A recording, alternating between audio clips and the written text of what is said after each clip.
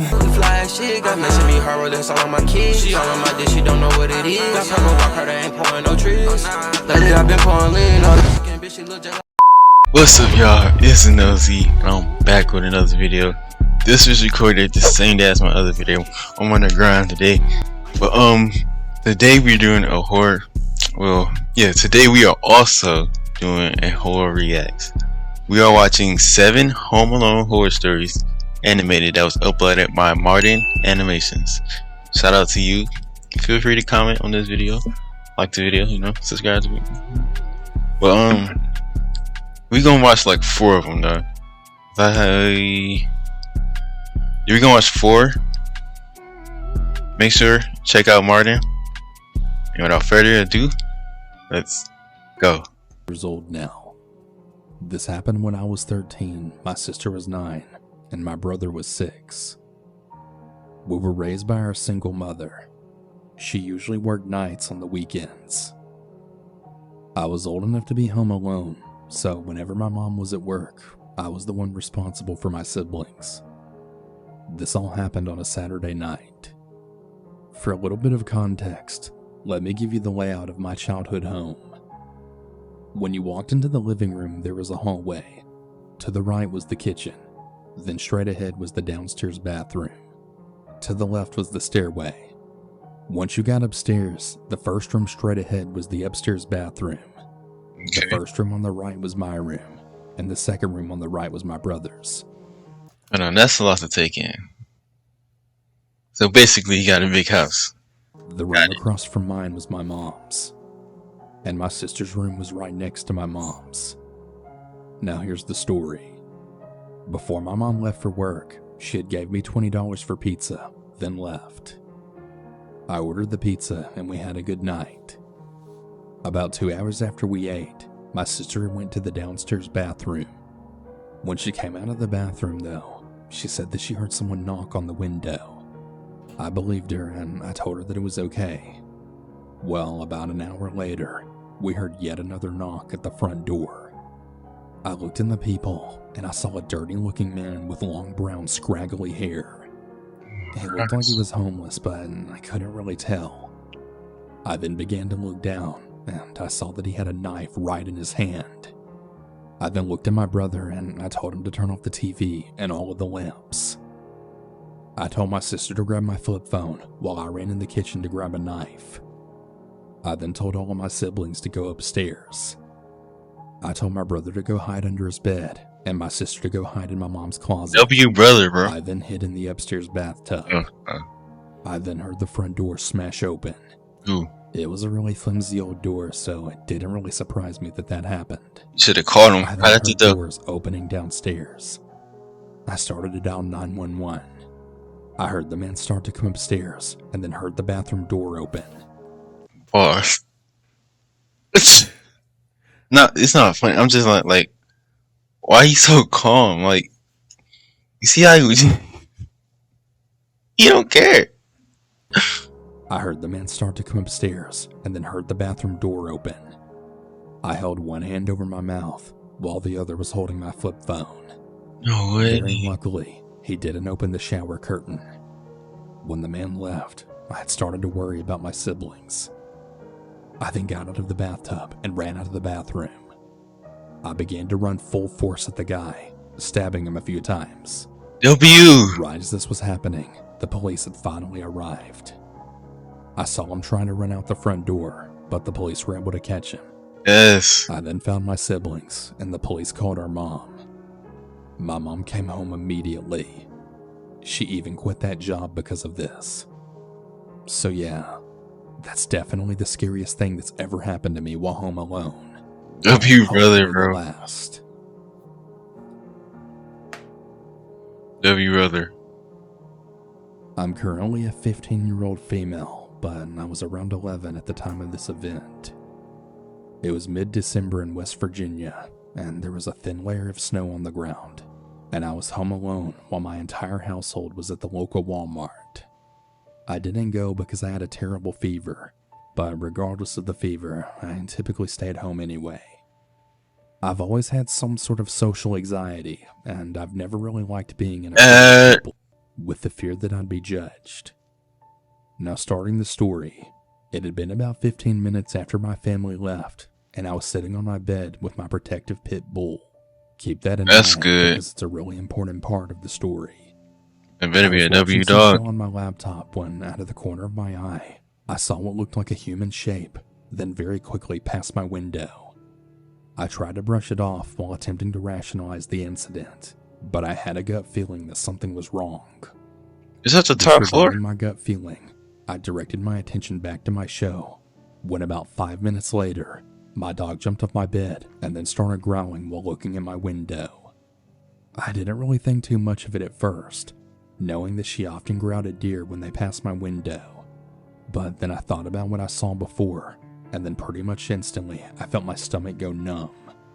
I slowly walked up to my window to see if anything was there, and at first glance I didn't see anything. Then my Which heart window are sank. we talking about? I then looked across the snow and saw boot prints. Boot prints leading to my window. I was terrified at this point, scared to look down. But still, I slowly let my eyes venture downward, and to my horror, right below the window pressed up against my house, I saw a man.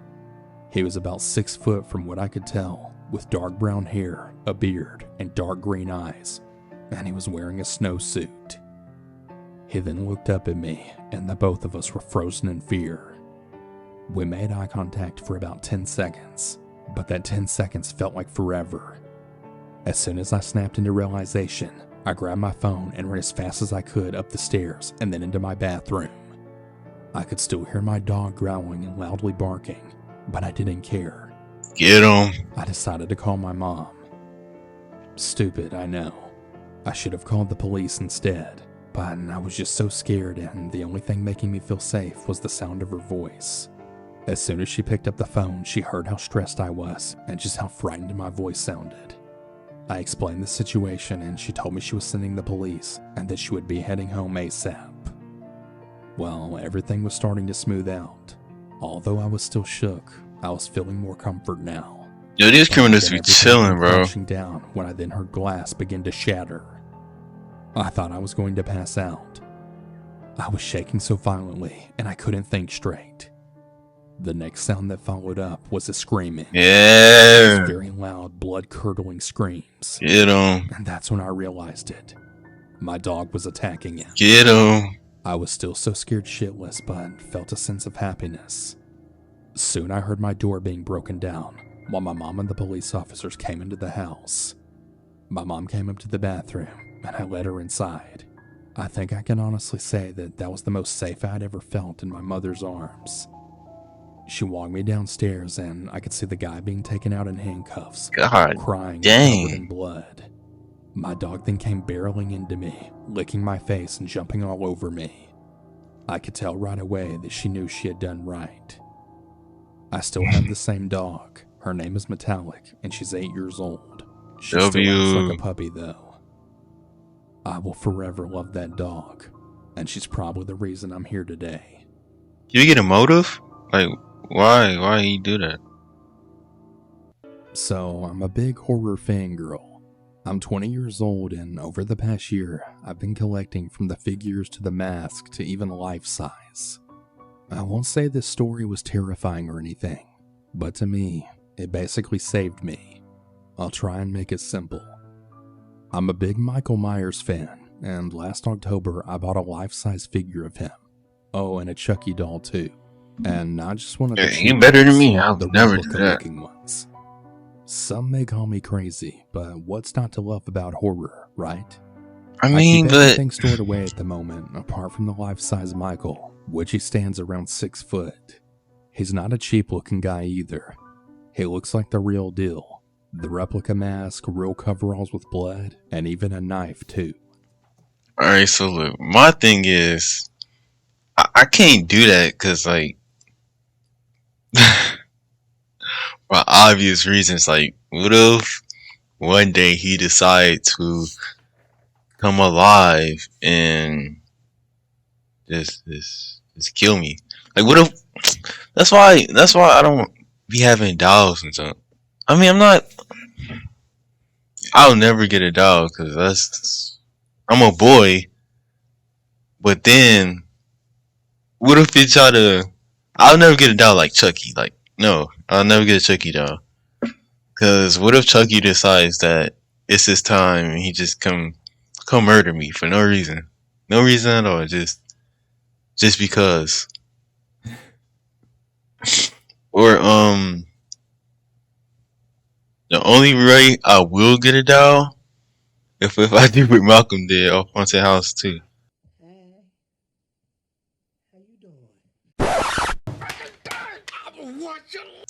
He stands in my room right next to my bed, and even though it used to creep me out seeing a dark black figure in my room, I eventually got used to it. No, don't get used to that. I actually felt comfortable around him. I don't move him anywhere else though, as nobody in the house really liked him. Anyway. Question. Does he have, know what I mean? She got 2 uses for him. That's all out of the way. Here's the thing that happened. So last year when I received him, I was home alone watching films downstairs when I then heard a thud upstairs. I froze, as I didn't really know what to think. I slowly got up and went up to my room, and then instantly heard the thuds from the downstairs door. I had absolutely no clue what the hell was going on because I was the only one there. I quietly sat in the dark as I didn't keep the lights on, and I listened. I heard what sounded like men talking, and then I realized someone had came in and that I didn't lock the door. What? The TV was also left on, so they had to have known I was there. Anyways though, there I was sitting face to face with the Michael figure in the dark. I heard the footsteps coming up the stairs to my room while I sat in the corner with my head spinning. I felt like I wanted to pass out. I even started to sweat a little. My door then opened and there I'd seen a hooded figure walk in and head straight towards me. He had something in his hand, something sharp, like a pocket knife. I was leaning against the cold wall more and more, wanting to grab something, until out of nowhere, Michael's arm then started moving. What? And it was still dark, so this guy had no clue that Michael was behind him until he heard it move. I also want to add that it wasn't an electrical noise. It was the material of the arm rubbing together. The man turned around and instantly yelled. And I mean, I've never seen a man run so fast in his life. I would too. The man then started yelling, "Go, get the hell out of here," to some other guy that was in a van outside.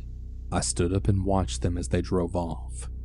I then noticed a crack in my window. Obviously these freaks were throwing rocks in my window, possibly to distract me, but I didn't care about that. I turned around and just stared at Michael because I really had no clue that he could. Nah, you get out of there too. I started investigating and then realized he was an animatronic the entire time. What? But I was thinking he moved just at that exact moment and basically saved my life that night. I can even laugh about it now because of how scared the guy was.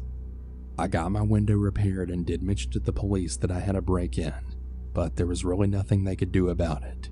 But it was still reported just in case they tried anywhere else. Luckily nothing was taken, as there was really nothing valuable downstairs. Obviously this Michael Myers looked like a real person, and anyone that looks at it, especially in the dark, gets the creeps by it. Yes, I know bro. it sounds insane and maybe even funny, but this incident really happened, and I'm so damn thankful that I have him in my room. Oh my I gosh. never even once thought it would save my life like this, especially if he never moved. I always wonder how he moved anyway. I mean, it happened all by itself. Yeah. Was it some kind of coincidence? I'll never know. I don't think But it thank was. you, Michael. God only knows what that guy would have done to me if you weren't here. That's a man. He playing. Just had a ninja ad. Context. I'm a 27-year-old female, and I live alone with my dog. I purchased my home in December of 2019, so I'm still a bit new to the neighborhood. My neighbor to the left of me is a sweet old man named Leo, and we really get along quite well. We were chatting one afternoon, and he was giving me the inside scoop on all of the neighbors. He was the first house on the block, so he knows pretty much everything about everyone. You one of them. When we got to talking about the man who lives on the right side of me, let's call him Tom, Well, Leo seemed to become hesitant. Leo then said, "Well, you know that Tom was involved with that group that murdered that librarian, right?" Obviously very confused. How do you I told Leo know? that I wasn't really sure what he meant, Huh? and I asked him what happened. I'm not sure if Leo just regretted telling me in that moment, or if his hearing is just bad and he didn't hear my question. Regardless, he immediately changed the subject, and I didn't dare pressure him to elaborate. After our conversation, I thought about the little that I know about Tom. He's tall with graying hair and Bro, these keeps eyes. to himself. These eyes, bro. When I first moved in, I was honestly a bit concerned for him because I never saw any lights on in his home. Every single blind was pulled down consistently, and his old truck rarely ever left his driveway. He's also the only one on our street with a privacy fence surrounding his backyard. Total red flags looking back now. Bro got someone in That his night, house. I decided to do a bit of research. Bro trying got to figure people in out his what Leo house. had mentioned. And, well, it didn't really take long for me to stumble across the news article. One of the most gruesome murders in the county, it read. I read articles upon articles and full court documents all about the violent murder of a middle-aged woman. It turns out that when Tom was a young adult living in the next county over, he and his friend attempted to rob a neighbor by breaking into her home during the Barefooted? but she unfortunately Yeah, that boy a menace. Swear. Instead of fleeing the scene, however, Tom's friend then knocked her out cold with a bottle. According to the friend's testimony, while he continued gathering valuable items, he then found Tom brutally sexually assaulting the woman on the floor, all while she was still unconscious. Afterwards, Tom beat her skull in with a baseball bat. The friend slit her wrists, and the both of them wrote all over her naked body with black ink. The men then stole her car and were later arrested after they ended up crashing it due to icy road conditions. When the deceased woman's son came home from school, he said that his mother looked completely unrecognizable. Tom's lawyers tried to plead insanity with the help from his family, who put forth evidence of Tom's erratic behavior as a child, even once pulling a knife on his own mother. This dude got red eyes. He's a demon for sure. Tom still ended up serving a pitiful amount of time in prison for what I see as the most disturbing role in the murder. Tom's friend was released in 2016. They didn't receive life sentences because of some weird discrepancy with the initial robbery being done during the daytime and not at night, which is absolutely ridiculous and shows just how crooked our criminal justice system really is. After finding all of this out, I've only had one interaction with Tom. I was going to take the trash out, and his dog, who was chained up in front of his house, then lunged at me while barking like crazy. Tom came and took the dog and apologized. I absolutely love dogs, and I wasn't upset by this, and I Not gonna lie. She looked like she looked like the last person, their last victim. So I'm thinking he gonna try to get here. For sure. told him it was totally fine. Not that I would have argued. Another middle-aged woman. I've been turned into jail before, and I've had conversations with inmates who were on trial for murder. So I'm not necessarily intimidated easily, and I do believe in the possibility for a criminal to reintegrate into society and then be successful after proper therapy. But something about a convicted murderer living directly next to you just really hits different.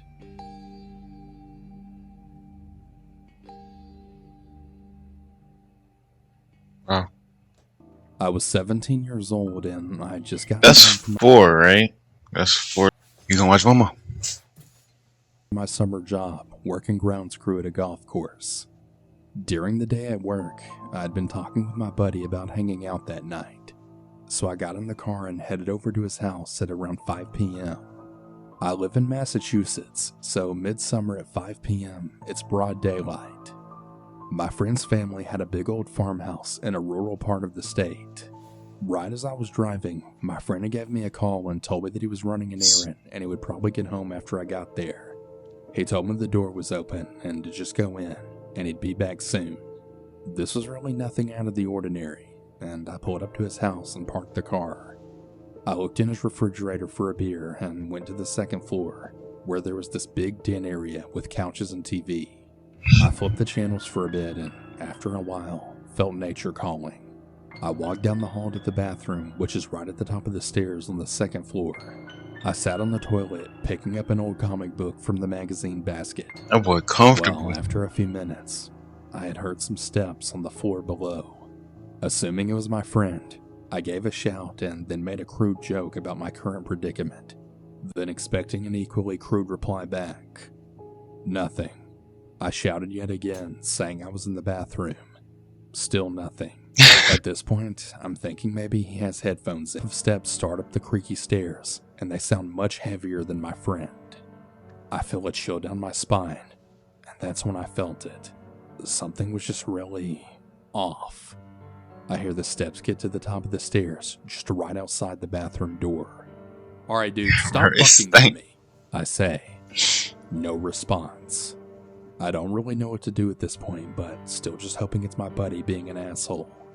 I wait in silence for another minute or two. Then the steps start thumping down the hallway, away from the bathroom. I waste no time finishing my business, opening the door, then running down the stairs and out of the house to the front yard. Aside from my car, the driveway is empty. It wasn't my friend playing a joke. I'm the only one here. I grab my phone and call my buddy, but he doesn't pick up. The sun is setting at this point, but it's still a bit light out, and I'm also outside now, so I've chilled out a bit, but I still can't figure out what just happened. Before I have any time to figure out my next move, my friend pulls into the driveway. He can tell I'm freaked out, and I tell him what's going on. It's only been a few minutes since I left the house, so whoever is in there must still be in there. We're young and stupid, so we go into the shed and grab a baseball bat and golf club, and decide to head in and search the place. We head upstairs slowly, expecting somebody to jump out behind every corner, but it's dead quiet. Not a creak or a scrape or any other noise. We slowly walk down the hall in the direction I last heard the steps going. The hall ends in a big room that has no other exits, so we know this is where the search will end. But there's no one there. No footmarks in the carpet, no furniture moved. The ad I just got look like a Fall Guys ad. We look absolutely everywhere. Under the furniture, storage cabinets, everything. We take a look around the rest of the house, but at this point my buddy is just telling me I'm nuts. I must have imagined it. But to this day, 15 years later, I know what I heard. There was definitely someone in that house. There was someone waiting right outside the bathroom who knew I was in there. Whatever it was, whoever it was, I'm really glad they decided to leave me alone. Ain't nobody trying to go in there. I grew up in rural areas. Bro, you say this so. Ain't nobody trying to go in that thing, bro. Cap. But that's the video, guys. That's where I'm ending. We can watch the last two probably another time. That's the video for today, guys. I'll see y'all in the next. Peace. Walk about it, I wanna see you try it. Go out on my, go out on my hip, let's go. Go out on my